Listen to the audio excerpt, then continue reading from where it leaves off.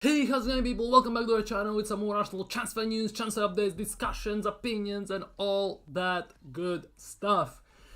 I must say, Arsenal are all over the place. Still, nobody knows what's going on. Very interesting links, very interesting discussions, very interesting scenarios. Obviously, yesterday we learned about Hutchinson. He's going to Ipswich Town, sold for 22 million, and it got confirmed pretty much that Arsenal have 15% sell-on clause, which means Arsenal are raking in 3 million out of those 22 that went for Hutchinson from Ipswich Town to Chelsea.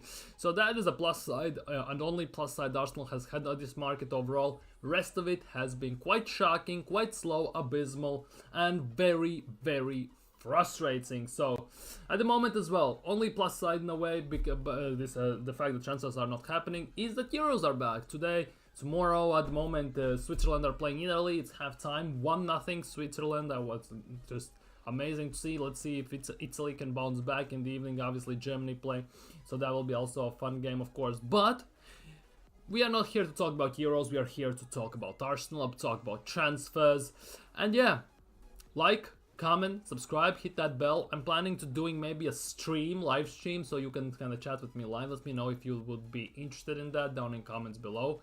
And without further ado, let's get into it. And we are kicking things off with Archie Gray. If you don't know who Archie Gray is, he's one of the stars at Leeds. Very, very young, very promising, one of the hot prospects at the moment.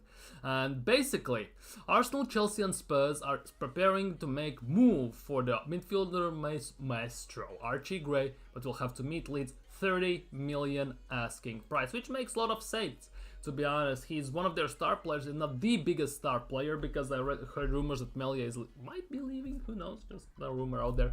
But yeah, Leeds United midfielder Archie Gray could be on the move this summer, and quite a bit of teams are interested. Brentford are very interested. Obviously, Arsenal, Spurs.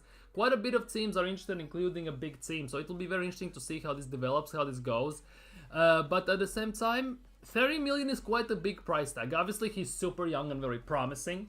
That would actually kind of increase the fact that it is a future prospect. Of course, he definitely would play for us. I kind of don't doubt that in a way. But the biggest issue for me with all of this is it's another youth player. It's a youth project that never keeps ending. Because for me, I have this strong stance at the moment that we are this close to winning the league and winning proper major honors. And that comes with the fact that we don't have any experienced players who can bring up our level experience wise, managerial wise, in the sense on the pitch, like leadership, one that has been winning something. We don't have that at all, and I would much rather sign on winning players than just try to hit it through with youth, because obviously I would give about 2 years, maybe 3, until Saka, Odegaard, Saliba, players like that turn around and think, I have 1-0 here. So much almost, and we have 1-0, especially with Mikayil Arteta is still here. So definitely Archie Gray, for me personally, would be a great signing for Arsenal. I would absolutely love him at Arsenal. 30 million, yes, seems a bit excessive, but at the same time he's English, homegrown, and he has lots of potential, incredible amounts of potential. To be honest, he actually is very, very good. So I wouldn't mind taking him, but at the moment I think we have more pressing matters to address, and I don't think he is the right player at the moment to be the proper profile, because let's be real, in Champions League, when you have to play like Barcelona, he's not gonna play. Genuinely, he's not gonna play most likely. So we definitely need players that can win, and win now. Moving things on to Semih Lokonga, who in recent few days has been linked with Sevilla. Apparently there are quite a bit of talks ongoing with him, potential loan to Sevilla. Sevilla are looking to strengthen their midfield. They're looking specifically in a similar type that Semih Lokonga is, hence why he has emerged as one of their deals. He wanted to take them on loan. However, sorry for that, but there is one thing that is standing in the way. Obviously, Arsenal signed Lokonga around 17 million pounds, but they're not willing to let him go for 12. Arsenal want 15 million pound obligation to buy in the deal. According to rumors, there's no chance in hell Sevilla want that, and Arsenal might be lowering them down to 12 million. So basically, taking a 5 million loss on Lokonga. And still, despite that, the sum could prove too much for Sevilla-based club, who are down on their luck financially. Yes, in Italy, quite a bit of teams are in financial difficulties, hence why it's really hard for them to sign and buy players on regular basis to sign and improve their squads. And that is the biggest thing now. Lokonga is open to moving to Sevilla apparently. Sevilla are open to taking him. The fact is, Edu and Garlic and everyone there want to put in mandatory buy option in there. And they're willing to go to 12 million. But Sevilla are a bit reluctant to take that option because they don't want to spend the money. They don't know how it's gonna turn out. And to be honest, rightfully so. Rightfully so. And it feels like Arsenal are not gonna sell Lokonga straight up, and that is the only way they are trying to kinda make amends with the fact that we can sell him. Somehow. They're trying to find a way to sell him, and that looks like it to be the only way. But at the moment, Sevilla are very undecided on this. Yes, they want Lokonga. Yes, they want to take him on loan. The obligation to buy, they wouldn't be against it from as far as I can tell from about 6-7 articles I have read. The thing is, Arsenal are asking too much, and they are willing to take 12, but not lower. Yet at the same time, from what I can stand, Sevilla want lower price. They want about 8, maybe 10 million. Yes, 2 million gap seems like nothing these days in football. At the same time, the clubs that are struggling financially, it is a massive amount. So despite the fact that Sevilla is one of the biggest clubs there is in Spain, so it is what it is. But at the same time, we will have to wait and see, because at the moment the talks are still ongoing. They are discussing the potential situation, how they could resolve it. But yeah, there is the thing. If Lokonga just goes out on loan, comes back, I already can say that there's no chance in hell we will sell him ever. We'll just run down his contract. So Edu has to make amends with the players he has purchased and wasted money on. And unless he does that, there might be some heads rolling. I'm not gonna lie. If I was Kroenke, this is not a good business. Sign a player for 12, let him go for free. Sign a player for 30, let him go for free. That is not a good business. Genuinely, for a business model, imagine you own a restaurant, you buy like, I don't know, your steaks, your ribeye, your all that stuff. Customers come in, you give the food away for free. Cook them, do everything, spices and all that stuff, and give away for free. That's not good business, let's be real. You'll go bankrupt in one day. So basically that is the big thing. But yeah, at the end of the day, we'll have to wait and see. The talks are still ongoing with hopes that they can actually squeeze in the mandatory obligation to buy. The question is for how much they can do it, because I think this deal will go through. The question is how much money will it be with the obligation to buy, because I genuinely hope that Arsenal have some spine and they stick to their guns, because if they now decide, nah, they don't need the mandatory obligation to buy, we're just gonna loan him out, it will just show basically what Arsenal is at the moment and how we are operating in the market. So we'll have to wait and see. Random rumor about another striker. Arsenal close to signing Semih Kilicsoy this summer. Basically, if you've never heard about him, only way I've heard about him is from playing Football Manager and Career Mode on FIFA/EAFC. A striker from Besiktas. Basically, that's all I can say about him. I haven't seen him play, have seen nothing about him, but he's 18 years old. He's super young with a lot of talent and lots of potential. And again, that would be the big thing. And the thing about this Kilicsoy guy is, in Turkish Super League, he played 23 games, 11 goals, 3 assists. So 14 points out of 23 games. For such a young guy, is actually pretty good. I'm not gonna lie. For striker and everything, value wouldn't be too much. I would say about 20 million. I would assume so, because Turkey will demand some money. The thing is though, overall this season in 35 games, 12 goals, 3 assists. In Conference League, didn't do much. In Turkish Cup as well. In qualifiers, just 1 goal. And in Euros, well, he hasn't played at all for Turkey. And I doubt he will actually, given that Turkey who they have to play and where are they now in the elimination stages. But the thing is, he can play all across the front three. Issue with this is, it's another freaking project player. I'm sick of these project players. Players under 23 that you need to mold and develop, and they're not gonna come and hit the ground running. We need players that come in, do the job. We don't need come in, you need to teach them, you need to feed them, bathe them, change diapers and everything, and maybe in a few years when he's grown up he will do something. Because I won't stand for it. I genuinely won't stand for it. I am already very pissed off about the market and how Edu on occasion is treating all of this.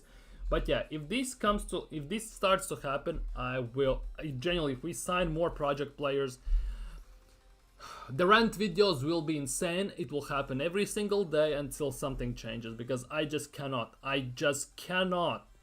sit and think here. Arteta has elevated the team, let's be real. They elevated the team for the purposes of everything since Wenger left, from the 8th to 5th and 2 times second, finishing 2 times second, in a way balling the league in some instance.